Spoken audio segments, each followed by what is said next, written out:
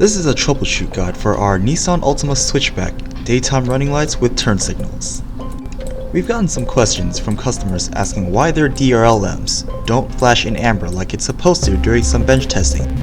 Here we'll show you how it's supposed to work and how to get the Nissan DRL lamps properly working.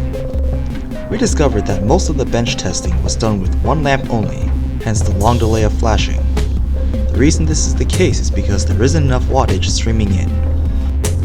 To see the DRL lamps lighting up properly, you must either bench test both lights at the same time or wire one side with one of the included load resistors.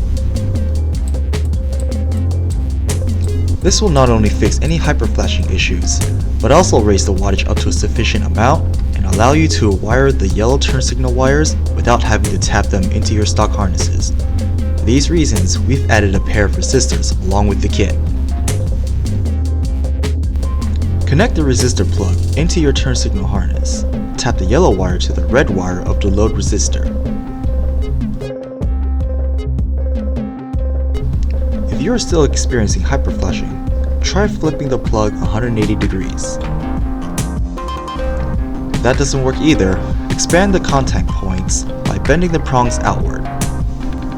With these steps, your Nissan Altima LED DRLs should be up and running.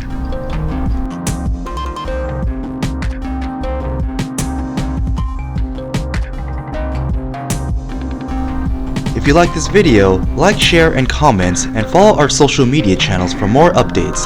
Thanks for watching.